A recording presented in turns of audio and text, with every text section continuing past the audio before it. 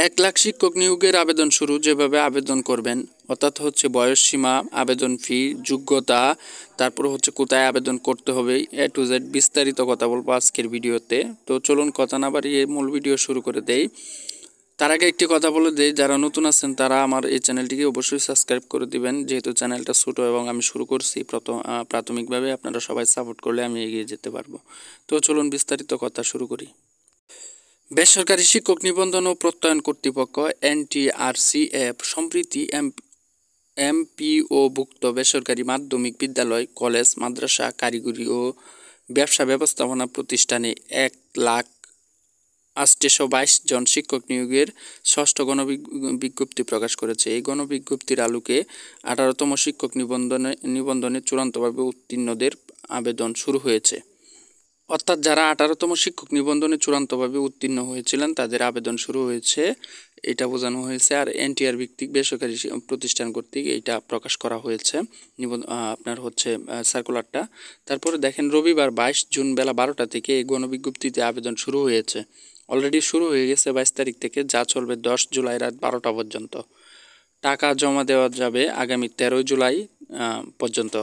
অর্থাৎ হচ্ছে 22 জুন শুরু হয়েছে, 10 জুলাই শেষ হবে এবং যারা হচ্ছে পেমেন্ট করার বাকি থাকবে বা টাকা জমা দিতে পারবে হচ্ছে 13 জুলাই পর্যন্ত। আবেদনকারীর বয়স 4 জুন তারিখে সর্বোচ্চ 35 বছর। আবেদন ফি 1000 টাকা। খুবই গুরুত্বপূর্ণ নোটিশ। এখানে দেখেন 4 জুনে যার বয়স সর্বোচ্চ 35 তারা আবেদন করতে পারবেন। আর হচ্ছে আবেদন ফি হচ্ছে 1000 টাকা। গত 16 জুন প্রকাশিত বেসরকারি শিক্ষক নিবন্ধন ও প্রত্যয়ন কর্তৃপক্ষের NTRC এর বিজ্ঞপ্তিতে বলা হয় 1,08,22 জনের মধ্যে স্কুল কলেজে নেওয়া হবে 46,211 জন, মাদ্রাসায় 53,501 জন এবং কারিগরি ও ব্যবসা ব্যবস্থাপনায় প্রতিষ্ঠানে নেওয়া হবে 1,110 জন। এখানে আর একটু লক্ষ্য করেন, দেখেন এখানে বিজ্ঞপ্তিতে বলা হয়েছে 1,08,22 জনের মধ্যে স্কুল এবং কলেজে নেওয়া হবে 46,211 জন, মাদ্রাসায় হচ্ছে 53,501 জন, কারিগরি শিক্ষা প্রতিষ্ঠানে 1,110 জন। এবার হচ্ছে যদি আবেদনকারীর যোগ্যতা সম্পর্কে আমরা একটু বলতে যাই, সংশ্লিষ্ট বিষয়, পদ ও প্রতিষ্ঠানের ধরন অনুযায়ী নিবন্ধন সনদধারী হতে হবে। অর্থাৎ হচ্ছে আবেদনের যোগ্যতার প্রথম সত্য হচ্ছে নিবন্ধন অনুযায়ী সনদধারী হতে হবে। আপনার হচ্ছে নিবন্ধনে উত্তীর্ণ এরকম সনদ আপনার থাকতে হবে। NTRCA কর্তৃক প্রকাশিত সম্মিলিত মেধা তালিকার অন্তর্ভুক্ত বেসরকারি শিক্ষক নিবন্ধন পরীক্ষা গ্রহণ ও প্রত্যয়ন বিধিমালা 2006 সংশোধিত 2015 এর বিধি 10 এর 1 মোতাবেক বৈধ নিবন্ধন সনদধারী হতে হবে, যেটা আবার বলা হয়েছে মাধ্যমিক ও উচ্চ শিক্ষা বিভাগ এবং হচ্ছে কারিগরি ও মাদ্রাসা শিক্ষা বিভাগ থেকে জারিকৃত সর্বশেষ জনবল কাঠামো ও MPO নীতিমালা অনুযায়ী কাম্য শিক্ষাগত যোগ্যতা সম্পন্ন হতে হবে। কাম্য শিক্ষাগত যোগ্যতার বিবরণ NTRC এর ওয়েবসাইটের ষষ্ঠ নিয়োগ সুপারিশ বিজ্ঞপ্তি নামে সেবা বক্সে পাওয়া যাবে।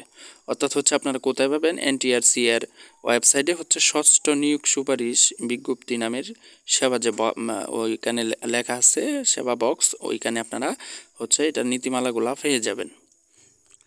যেভাবে আবেদন, অনলাইনে আবেদন ফি দেওয়া সংক্রান্ত নিয়ম টেলিটক বাংলাদেশ লিমিটেডের ওয়েবসাইট এবং হচ্ছে NTRC এর ওয়েবসাইটে দেওয়া হয়েছে। এখানে আবেদন কিভাবে করতে হয় ওইটা দেখাইলে অনেক লম্বা হয়ে যাবে ভিডিওটা, যার কারণে আপনারা হচ্ছে ওই ওয়েবসাইট থেকে দেখতে পারবেন। NTRC এর ওয়েবসাইট এবং টেলিটক বাংলাদেশ লিমিটেডের ওয়েবসাইটে আপনারা পাবেন। তারপর হচ্ছে আবেদন এবং ফি দেওয়ার নিয়মের উপর ভিডিও টিউটোরিয়াল নমুনা ডেমো টেলিটক বাংলাদেশ লিমিটেডের ওয়েবসাইটে পাওয়া যাবে। অর্থাৎ 1000 টাকা যে ফি, এইটা দেওয়ার জন্য হচ্ছে আপনারা ডেমো পেয়ে যাবেন, ওইখানে ভিডিও দেওয়া আছে, অবশ্যই সেখান থেকে দেখে নেবেন। প্রত্যেক আবেদনকারী ভিন্ন ভিন্ন নিবন্ধন পরীক্ষায় অর্জিত একাধিক নিবন্ধন সনদপ্রাপ্ত হলে একই পর্যায়ে একমাত্রিক সনদ দিয়ে আবেদন করতে পারবেন। একজন প্রার্থী শূন্য পদের তালিকা থেকে সর্বোচ্চ 40টি শিক্ষা প্রতিষ্ঠান পছন্দ দিতে পারবেন মাধ্যমিক ও উচ্চ শিক্ষা বিভাগ, শিক্ষা মন্ত্রণালয়ের বিজ্ঞপ্তি অনুসারে। অর্থাৎ 40টি শিক্ষা প্রতিষ্ঠান আপনার পছন্দ দিতে পারবেন আবেদনে। 1 লাখেরও বেশি পদে যেহেতু আবেদন, তাই আমি আপনাদের মাঝে এটা শেয়ার করলাম। খুবই ইম্পর্টেন্ট নিউজ। আপনারা যারা যারা নিবন্ধন করে রাখছেন অবশ্যই আবেদন করবেন। 40টা প্রতিষ্ঠান আপনারা হচ্ছে পছন্দের তালিকায় রাখতে পারবেন। সব কিছুই অনেক সহজ হবে আপনাদের জন্য, যার কারণে হচ্ছে আপনাদের জন্য শেয়ার করলাম। আর যাদের ভিডিওটা ভালো লাগছে অবশ্যই শেয়ার করে দিবেন, আর একটা সাবস্ক্রাইব করবেন। যেহেতু আমি ছোটোখাটো ইউজার, তাই আপনাদের সহযোগিতা প্রার্থনা করতেছি। আর হচ্ছে এই বিষয়ে কারো কোনো মন্তব্য থাকলে অবশ্যই কমেন্ট বক্সে জানাবেন। আর এই নিউজটা যে সত্য সেটা প্রমাণ করার জন্য আমি আপনাদেরকে দেখাইলাম, এটা কালের কণ্ঠে পত্রিকা আসছে। শুভকামনা রইল আপনার জন্য। এই প্রত্যাশায় আজকের মতো ভিডিওটি শেষ করলাম। ধন্যবাদ সকলকে। আসসালামু আলাইকুম।